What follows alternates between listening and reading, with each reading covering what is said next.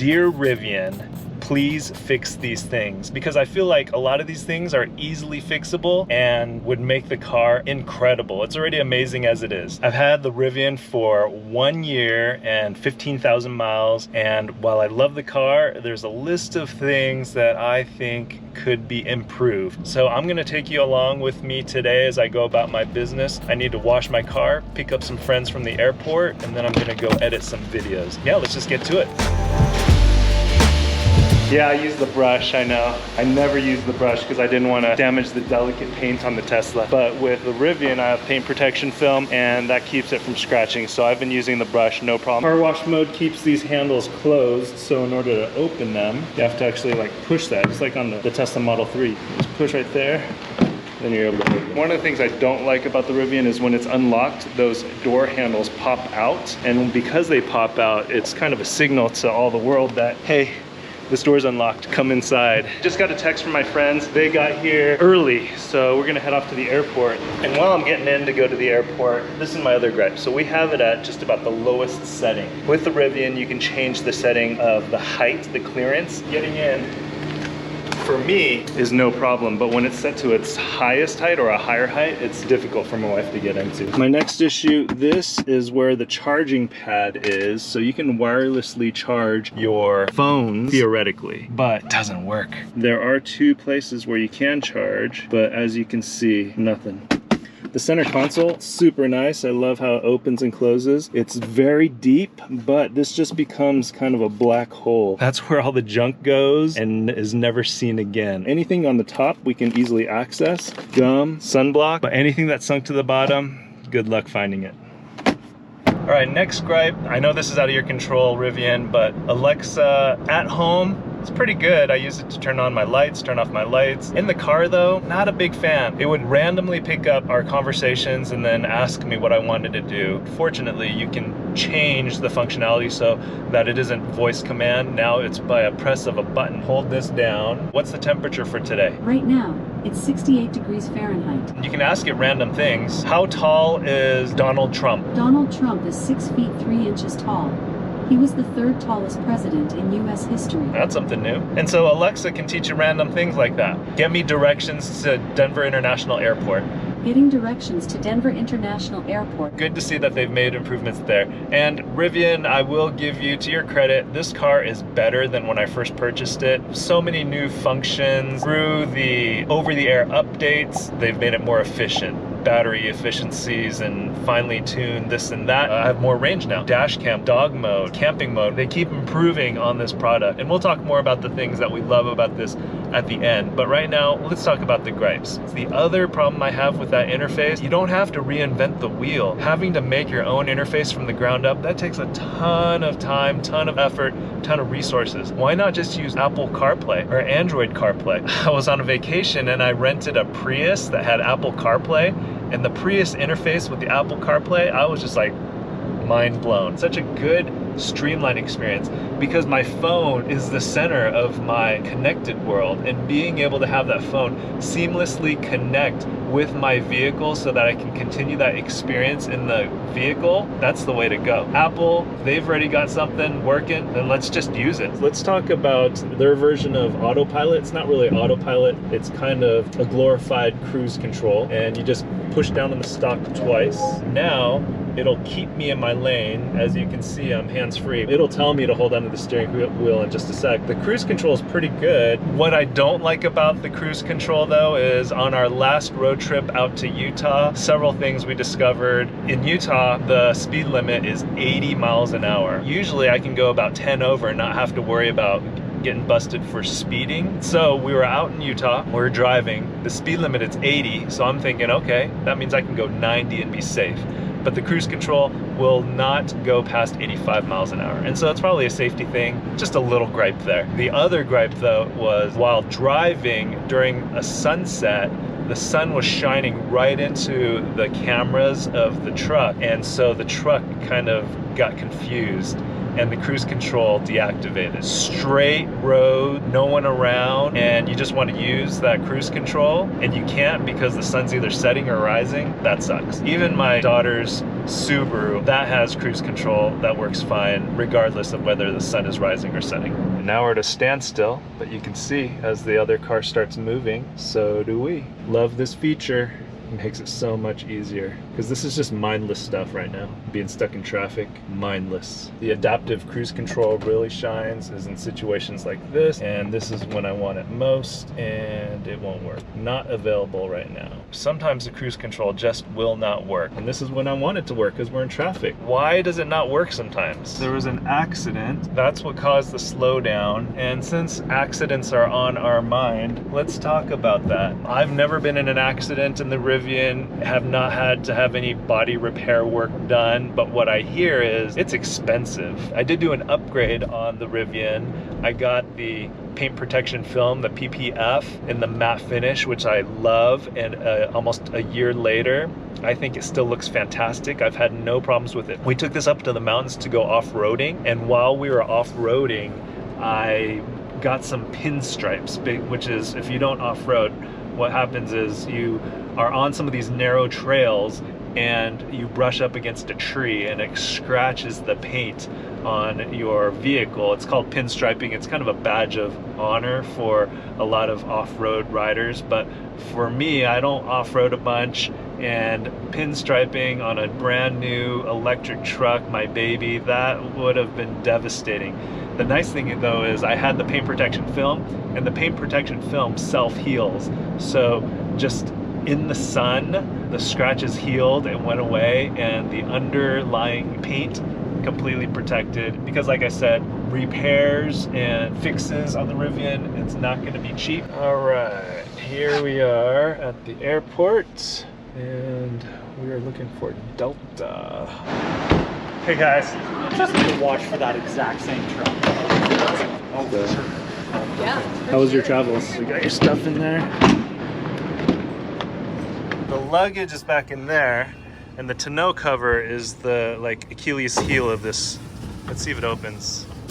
It's very dicey. It's one motor, and you can hear it popping every now and then. But it opened. Successful pickup from the airport and drop off. Now let's go pick up some lunch, and then I will take you to my favorite spot to edit, to rest, and recharge physically and electrically. Secret spot. Okay, let me show you this little hack here. We are at an RV campsite, and you need a reservation to stay here, but if you come on a day when there are a lot of open spots, I usually just show up and I use one of these little units here, and I can charge right here and get 50 amps. So let me show you how I do this. Under here, compare two different chargers with shock flow versus the stock. And we'll start with the stock charger. White light. Let's take a look to see how fast of a charge we're getting. We're getting about 16 miles an hour of charge, so 8 kilowatts. That's gonna be faster than a normal plug. Nice thing though, it's free. And so if you wanted to come here, relax, sit at the picnic table, I'm gonna be over there doing some editing. While I'm doing that, I can enjoy the fresh air and charge my car. That's the stock charger that Rivian comes with. Here's the shock flow, a level 2 charger. I mean, you can buy a Rivian branded version of this. You can buy a Tesla branded version of this. You can check down on the link down below for up-to-date pricing, as well as a coupon that I have so you can save a little bit more money. Feels more hardy compared to the stock version. This is the shock flow, this is the Rivian. Quite a difference between the thickness of the cable. The fun thing is right here though, you're able to program how many amps you can charge. Being able to change the level of charging the amps, you can decrease the likelihood of you tripping a breaker. Let's say if you're at home and you have multiple electric cars or a lot of things running on the same circuit, depending on your board, it may flip the breaker. You can set this so that you can charge at a rate that won't flip that breaker. Let's swap this out and see what difference there is between the two charging rates. Unplug the Rivian version. This is the shock flow version. Plug that in. Once you plug that in, this little display starts to show some numbers. 24, 32, we'll do 40, the max. Tells you the temperature, has a time. So it's charging at 39 amp rate. Okay, so before we were charging about 16 miles an hour. Now we're getting about 20 miles an hour. Fast enough that we can get a decent charge while I sit at that table and edit for a little bit. There are some huge benefits to having something like the shock flow around, keeping it in your truck, in your electric vehicle, because you never know when you're going to need it. And you can also use it at home to charge up. It comes with a nice little wall mount that you can drill in, so you can keep that actually as a mounted device for your car charging. I actually prefer using this now than the stock Rivian version because the stock Rivian version doesn't charge as fast. My other gripe is the infrastructure, and it's not really Rivian's fault. The Rivian superchargers, fast chargers that I have used, they're all great. There just aren't very many of them. We need more Rivian branded chargers, especially in adventure areas. I feel like Moab is an adventure mecca for off-roading, mountain biking, perfect for a truck. There's a reason why no one else has been able to successfully make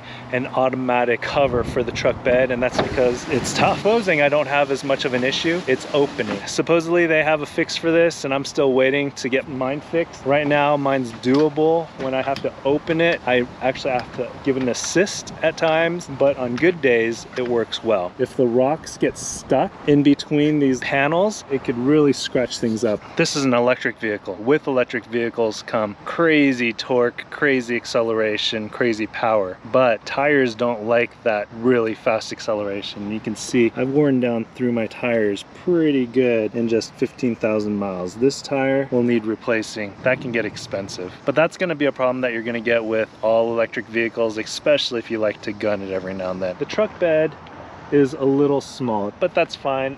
This is load bearing, and I end up using straps, putting in the scooters, the bikes, the gear, and then just strapping it in. Really nice that this is a surface that slides in and out, but as other video reviewers have shown, debris can get stuck down here. Mine's relatively clean because I don't really move mulch or dirt. Everything I move is in a box, like an e-bike or an e-scooter. That's what we review for the channel. The bed itself, I love that we have lighting, the ability to do the air compressor, the ability to do the lock. The thing that I don't like is when this tailgate is down, that camera gets covered, and so when I'm backing out, I can't see what I'm doing. I would love for that camera right there to be able to turn on.